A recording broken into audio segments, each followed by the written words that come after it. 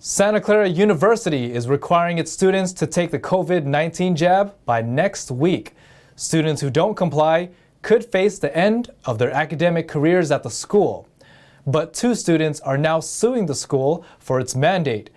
We hear more from NTD's Cynthia Kai. 2 Santa Clara University students and Children's Health Defense California are suing the school over its COVID-19 booster mandate. Besides what I've been through, I love school, I love learning, I love being with my friends. Any day that I get to be here with my friends is a good day, and I just don't want that to be taken away because of this. Glenn, a neuroscience major, is one of the students on the lawsuit. She says she had adverse reactions to the COVID-19 shot and was advised by her doctor to avoid getting additional shots. I had 2 medical exemptions for the vaccine and for the booster that were denied by the school, and I've spoken to the school a number of times. My doctors have a number of times, and they're not relenting, and I've exhausted my options, and so this was kind of my last resort. The other student is her friend, Jackson Drucker. He said the lawsuit is not about politics. I don't think that people should be forced to live by other people's standards and then threaten to have their lives ruined or jeopardized because of that. I don't think that's fair. He says he believes in vaccines but agrees that there should be a choice. But this issue isn't about me. It's about Harlow and other students who legitimately cannot get the booster, who face the choice of their health and safety or, well, getting kicked out of school. Well, as of yesterday, we've had 3 or 4 new students join the case, so there's quite a few that have been too scared to speak out and have been worried about being kicked out of school or having to leave and transfer. According to the group, the lawsuit alleges 18 causes of action against SCU, including violations of students' fundamental rights to bodily autonomy, interference with a doctor-patient relationship, and the free exercise of religion, among others. This is the first suit against a college in California seeking damages for injured plaintiffs. The deadline for students and staff to submit booster status is March 17th. Students who do not receive proof of a booster shot will have their spring courses dropped. This has to be a choice. It is legally a choice. These are emergency use authorization products. It's illegal to mandate them. NTD reached out to Santa Clara University, but they declined to comment on the lawsuit. Similar lawsuits have been filed in other parts of the state. Earlier this year, 20 school law enforcement officers sued Los Angeles Unified School District over its vaccine mandate for employees. Cynthia Kai, NTD News, California. A teacher and parent in Southern California explains how the homeless lifestyle is affecting children. She says it's the adults' responsibility to bring normalcy back to the streets. Homelessness is an ongoing issue that has gotten worse over time. But in certain places, it's gotten so bad that it's affecting the quality of life. So we go to the benches, and there's a needle in the bench. And this is like where we bring our kids to eat lunch, and there's a syringe needle on the bench. You can't go to the water fountain there because there's leeches in the water fountain. They've fixed it so many times, they've given up. Kai Lun, a parent and teacher in Santa Monica, told California Insider Sia Makhorami that drugs are the main culprit for the change in the last 5 years. She said it's even hard to walk kids through a park. Kids can't have sprinkler systems across Los Angeles, by the way, because of the showering and because of the defecating in the shower areas. So it's a constant struggle, whereas these are things that's supposed to be childhood memories and spaces that are designed for kids to be, that we can no longer utilize. Lun says kids living next to a homeless encampment are traumatized because everything they hear outside, they can hear in the home. They don't get a break from it. Her own kids have asked to move elsewhere. 2 men told us that he was watching our daughter. This is right outside of our house, and then came in our gate minutes later, and my husband's like, you know, if you come in our gate, I'm going to shoot you. And so that fear is very real, and it's very valid. She said she hears swearing, cars being vandalized, verbal attacks, which scares the young and old. I had a sense of that fear that, oh my God, like by doing this, by me walking up my front door every day, when I leave, they know when I'm leaving my children at home alone because it's COVID and I have to get groceries or, you know, whatever the case may be. Or when you buy groceries, it's the strangest things start to happen to you when you have someone watching you every day. Lun is an advocate for people who need help getting mental health. She hopes to bring more awareness and speak up for the people who are most vulnerable, children and seniors. To watch the full program, find California Insider on YouTube or Epic TV on the Epic Times website. Drama may be brewing for Los Angeles landlords. The City Council introduced motions to restrict landlords from inquiring about potential tenants' criminal histories, among other things. At the same time, two groups are challenging LA's pandemic-related eviction moratorium. 3 Los Angeles City Council members introduced a motion on Wednesday to prohibit landlords from inquiring about certain things during a prospective tenant's background check. Those include a ban on checking a tenant's credit, eviction, or criminal histories. It would also require landlords to disclose in writing how they select tenants.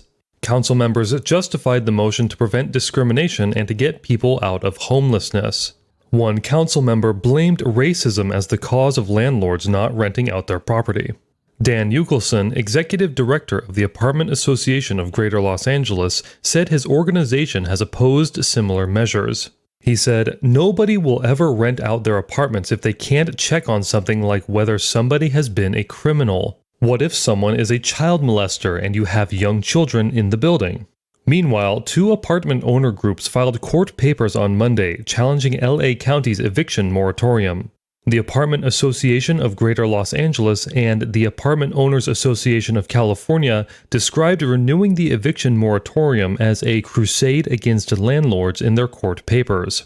Starting April 1st, landlords will not be able to evict LA County tenants who claim they're impacted by the pandemic. Tenants must be at or below 80% of the median county income.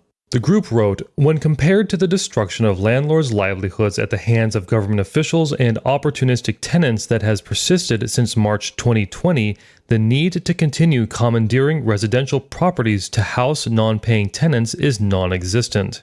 The group asked for an injunction on the enforcement of the eviction ban. In San Francisco, March 11th is the first day proof of vaccination is no longer required by the city to enter the majority of indoor establishments. San Francisco was the first major city to implement the policy in the United States last year.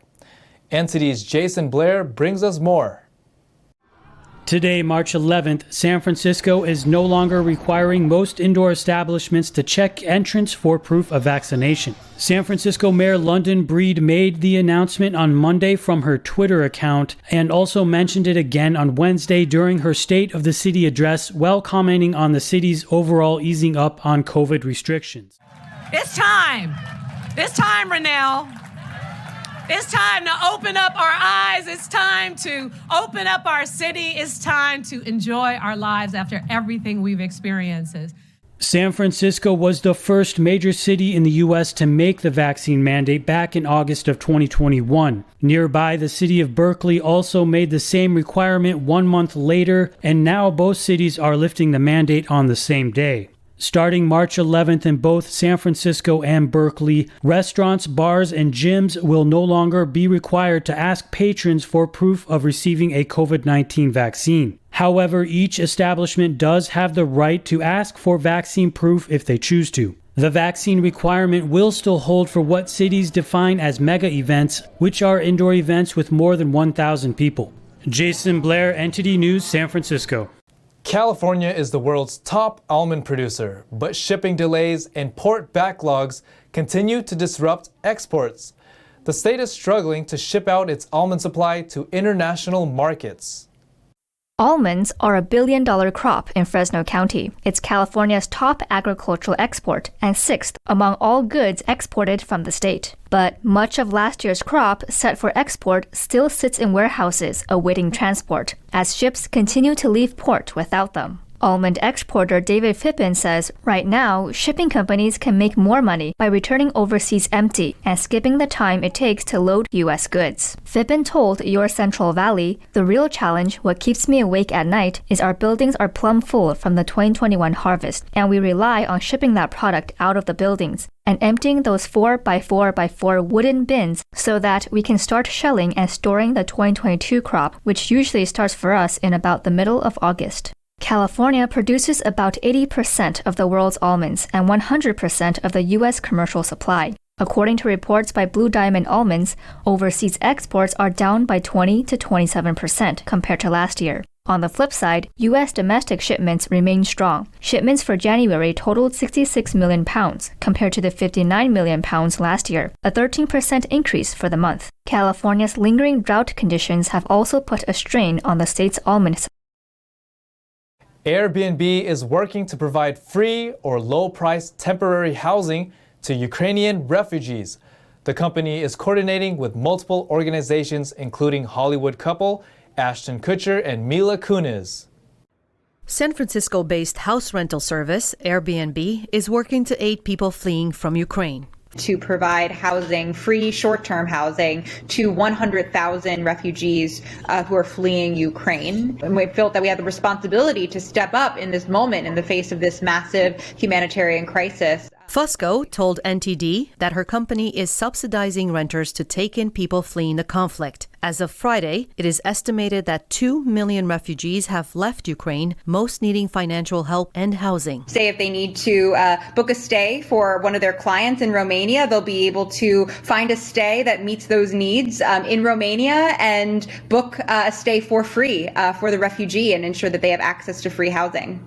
She says they're grateful for having the support of people from all over the world. 17,000 people in just the past week since we've launched this initiative have actually signed up to share their homes with refugees for free or at a discounted rate. Fusco thanks donators from around the world. $1.2 million in direct donations from a total of nearly 14,000 individual donors all around the world, just in 48 hours, essentially. And then certainly we're also so pleased to have the support of Mila Kunis and Ashton Kutcher. Kunis and Kutcher are approaching their goal of $30 million. $3 million of that will be from their own pockets. Airbnb is also partnering with the International Organization for Migration to connect people in need of housing, specifically in Romania, Poland, Moldova, Hungary, and Slovakia. Other celebrities, like Leonardo DiCaprio and Gigi Hadid, are also pledging to match dollar-for-dollar donations and to donate a portion of their earnings to Ukrainian refugees. Adelina Soltane, NTD News, California.